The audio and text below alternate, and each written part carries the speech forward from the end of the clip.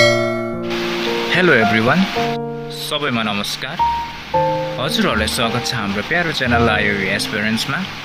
आशा गर्छु सबैजना सन्चै हुनुहुन्छ। युनिबीद्वारा अफिसियल्ली सूचित भए अनुसार यस शैक्षिक वर्ष 2077-78 देखि कक्षा 11-12 मा नयाँ करिकुलम लागू हुने पक्का भएको छ। पुरानो सिलेबस र नयाँ सिलेबसलाई कम्पेरिटिभली स्टडी गर्दाखेरि धेरै चेन्जेसहरू देखिएको छ। Therefore, to inform new students about the new syllabus of different subjects, we have decided to launch a series of this kind of videos where we review the syllabus of its topics and discuss about its positive as well as negative aspects.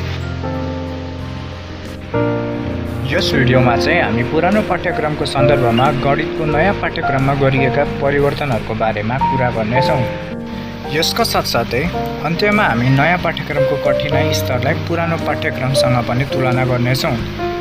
So without further ado, let us start analyzing the new curriculum of mathematics. Up to last year, म्याथ्सलाई चाहिँ algebra, trigonometry, coordinate geometry र calculus गरेर 4 भागमा divide गरिएको थियो। तर अहिले म्याथ्सलाई चाहिँ 4 मात्र नभएर 8 भागमा डिभाइड गरिएको छ। To know what this is exactly, watch till the end of this video. सर्वप्रथम त हामी पुरानो सिलेबसमा भएका टपिक्स र सब टपिक्सलाई अब्जर्भ गरौँ र सँगसँगै नयाँ सिलेबससँग यसलाई कम्पेयर गरौँ। पुरानो सिलेबसको अल्जेब्रा मेन टपिकभित्र फर्स्ट सब टपिक रहेको थियो set, real number and logic. सेटमा चाहिँ हामीले क्लास 8, 9, 10 मा पढेकै कुराहरू पढ्नु पर्थ्यो। थप राखिएको थियो केही प्रुफहरू, केही फर्मुलाको प्रुफहरू जुन चाहिँ हाम्रो एनइबीको बोर्ड एक्जाममा सोध्थ्यो। रियल नम्बरमा हामीले सानैदेखि पढेर आएको whole number, natural number, integer हो यिनीहरूकै सोलुसनहरू पढ्नु पर्थ्यो। र लजिकमा true statement, false statement, negation, conjunction हो यस्तो डिफ्रेन्ट कुराहरू, नयाँ कुराहरू जस्तै हामीले कम्प्युटरमा गेट पढे जस्तै त्यस्तै कुराहरू हामीले लजिकमा पढ्नु पर्थ्यो। र यो सब टपिकलाई चाहिँ जस्ताको तस्तै अहिले हाम्रो नयाँ सिलेबसमा पनि राखिएको छ।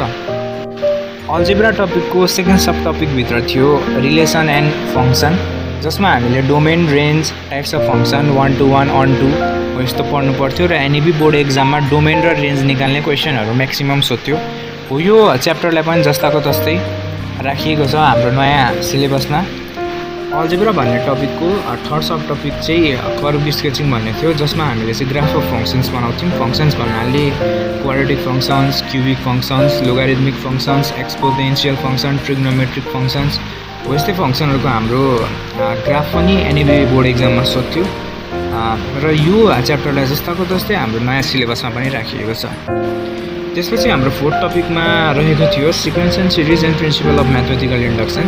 सिक्वेन्स एन्ड सिरिजमा हामीले पढ्नु पर्थ्यो arithmetic series, geometric series, harmonic series, अनि एरिथमेटिकको जोमेट्रिक सिरिज है।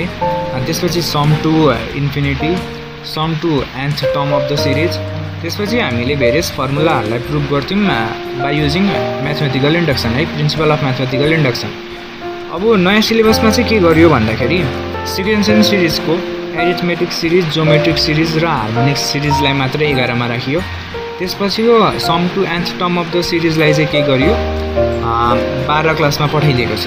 मतलब 12 क्लासमा चाहिँ हामीले गएर sum to infinite series, sum to nth term of the series पढ्नुपर्छ। र प्रिन्सिपल अफ म्याथमेटिकल इन्डक्सनलाई पनि क्लास 12 मै पठाइएको छ। मतलब क्लास 11 मा चाहिँ हामीले पढ्ने भनेको मात्र के रहेछ एरिथमेटिक सिरिज, जोमेट्रिक सिरिज र हार्मोनिक सिरिज। त्यसपछि फिफ्थ टपिक रहेको थियो कम्प्लेक्स नम्बर, जसमा हामी properties of complex number, cube roots of unity, properties of cube roots of unity, अनि डी मोइभर्स थ्योरम, त्यसपछि रुट्स अफ कम्प्लेक्स नम्बर है, nth रुट अफ कम्प्लेक्स नम्बरै भनौँ हो यस्तो कुराहरू पढ्थ्यौँ। तर अहिलेको सिलेबसमा चाहिँ कम्प्लेक्स नम्बरलाई लगभग आधा नै गरिएको छ, किनभने पुरानो सिलेबसदेखि complex plane of a complex number अनि यो जुन डी मोइभर्स थ्योरम छ जुन चाहिँ हाम्रो एनइबी बोर्डमा एक्सेसिभली सोध्थ्यो त्यसलाई चाहिँ हटाइदिएको छ। त्यसलाई चाहिँ हटाइदिएर के गरिएको छ 12 मा राखिएको छ। भनेपछि हामीले 12 मा पनि कम्प्लेक्स नम्बर पढ्नुपर्छ। 12 मा पढ्ने कम्प्लेक्स नम्बरमा चाहिँ डी मोइभर्स थ्योरम पनि इन्क्लुड हुन्छ। त्यसपछि हाम्रो 6 टपिक रहेको थियो म्याट्रिक्स एन्ड डिटर्मिनेन्ट, जसमा हामीले म्याट्रिक्सको प्रोपर्टिज, डिटर्मिनेन्टको प्रोपर्टिज र भेरियस प्रुफ्स गर्थ्यौँ युजिङ डिटर्मिनेन्ट्स है। यो चाहिँ हाम्रो अहिलेको नयाँ सिलेबसमा पनि छ, जस्ताको तस्तै नै राखिएको। के चाहिँ हटाइयो भन्दाखेरि सिस्टम अफ लिनियर इक्वेसन्स भन्ने थियो, जसमा हामीले रो इक्विभ्यालेन्ट मेथड, क्रामर्स रुल हो। अनि इन्भर्स म्याट्रिक्स मेथड युज गरेर एक्स वाईको भ्यालु निकाल्ने, इक्वेसन सोल्भ गर्ने हो, यस्तो कुराहरू चाहिँ एप्लिकेसन अफ म्याट्रिक्समा पर्थ्यो, सिस्टम अफ लिनियर इक्वेसन्स हो। यसलाई चाहिँ के गरिएको छ, अहिले नयाँ सिलेबसबाट हटाइएको छ। मतलब यो कुरा चाहिँ हामीले 12मा गएर पढ्नुपर्ने भयो। त्यसपछि हाम्रो अर्को सब टपिक रहेको थियो पोलिनोमियल इक्वेसन्स, जसलाई चाहिँ one of the most important topic of mathematics भन्दा पनि फरक पर्दैन। त्यहाँ हामी quadratic equation, sum of roots, product of roots, concept of discriminants है, अनि अरू पनि भेरियस कुराहरू पढ्ने गर्छौँ। र यसको एप्लिकेसन चाहिँ हामीले कोअर्डिनेट जोमेट्रीमा गर्ने गर्छौँ। र यो टपिकलाई चाहिँ अहिलेको नयाँ सिलेबसमा चाहिँ राखिएको छैन, 11को सिलेबसमा राखिएको छैन। यसलाई हामीले एकैचोटि 12मा मात्र पढ्न पाउँछौँ। यो चाहिँ अलिकति अनफेयर नै भयो। पोलिनोमियल इक्वेसन जस्तो च्याप्टरलाई चाहिँ 11मा राख्नु गरी नै थियो। त्यसपछि हामी जाउँ पुरानो सिलेबसको सेकेन्ड मेन टपिक ट्रिग्नोमेट्रीमा, जसमा फर्स्ट च्याप्टर रहेको थियो trigonometrical equations and general values. यो टपिक चाहिँ हामीले क्लास 10मा गरेको जस्तै नै हो है। हामी ट्रिग्नोमेट्रिक इक्वेसन सोल्भ गर्थ्यौँ 0 देखि 2 पाई रेन्जभित्रमा। तर यहाँनिर चाहिँ एक्स्ट्रा के थियो भन्दाखेरि हामीले 0 देखि 2 पाईसम्म मात्रै नभएर हामी यसको जेनरल सोल्युसन लेख्ने गर्थ्यौँ। For example, if sine x is equal to sine theta, हामी लेख्ने गर्थ्यौँ x is equal to n pi plus minus -1 को पावर एन अनि थीटा है हो। यस्तो खालको कुराहरू चाहिँ हामी यो च्याप्टरमा पढ्ने गर्थ्यौँ। पछि हाम्रो अर्को सब टपिक रहेको थियो इन्भर्स सर्कुलर फङ्सन, जुन चाहिँ अति नै इजी थियो। यो इन्भर्स सर्कुलर फङ्सनको म्याक्सिमम क्वेसन्सहरू चाहिँ फर्मुलै याद नगरी क्लास 10कै कन्सेप्टबाट पनि हुन्थ्यो। यो दुईटै टपिकलाई चाहिँ trigonometrical equations and general values र इन्भर्स सर्कुलर फङ्सन्सलाई अहिलेको 11को सिलेबसबाट हटाइएको छ र यसलाई एकैचोटि कक्षा 12मा मात्र गरेर पढ्न पाइन्छ। यो चाहिँ अलिकति ठिकै कुरै हो भनौँ न है। त्यसपछि हाम्रो थर्ड सब टपिक रहेको थियो पुरानो सिलेबसमा प्रोपर्टिज अफ ट्रायंगल्स, जुन चाहिँ बुझ्नेलाई सजिलो, नबुझ्नेलाई अति नै गाह्रो भनौँ न हैन। त्यस्तै खालको टपिक थियो, एकदमै सजिलो छ, जसमा हामी चाहिँ यसको टपिक अनुसारै प्रोपर्टिज अफ ट्रायंगल चाहिँ पढ्छौँ। भेरियस फर्मुलाहरू हुन्छ, भेरियस फर्मुलाको प्रुफ गर्छौँ र क्वेसन सोल्भ गर्नलाई चाहिँ हामी अलिकति लजिकल बन्नै पर्छ। क्वेसन्सहरू अलिकति टफै हुन्छ। त्यसै गरी अर्को टपिक रहेको छ सोल्युसन अफ ट्रायंगल। यो चाहिँ application of properties of triangle भन्दा पनि हुन्छ।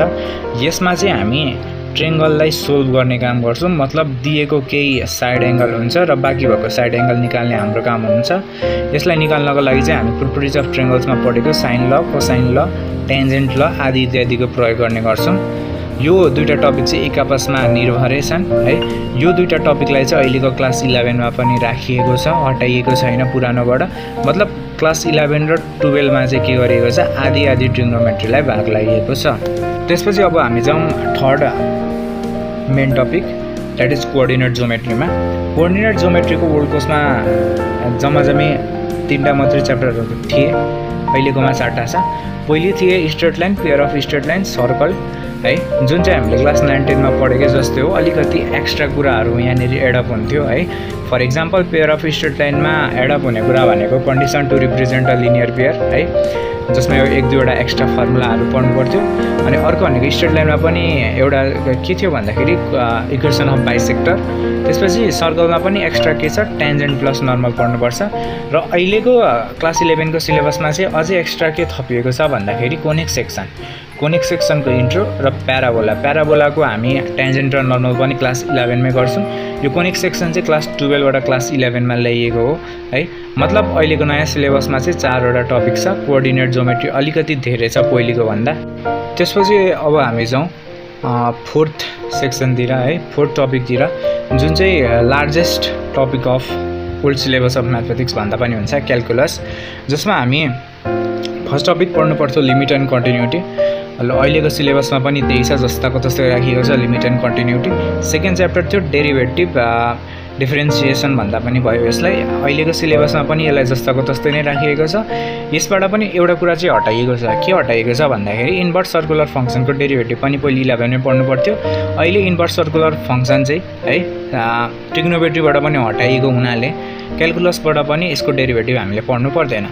त्यसपछि हामीले एप्लिकेसन अफ डेरिभेटिभ पढ्नुपर्छ। एप्लिकेसन अफ डेरिभेटिभ पढिसकेपछि इन्टिग्रेसनलाई हामी एन्टी डेरिभेटिभ पनि भन्छौँ र यसको एप्लिकेसन पढ्नुपर्छ। एप्लिकेसन भनेको चाहिँ एरिया अन्डर कर्भ है। डिफ्रेन्ट कर्भ्सको हामी मतलब एक्स एक्सिसले बाउन्ड गरेको एरिया, वाइ एक्सिसले बाउन्ड गरेको एरिया हो, यस्तो कुराहरू हामी यहाँनिर क्यालकुलेट गर्छौँ।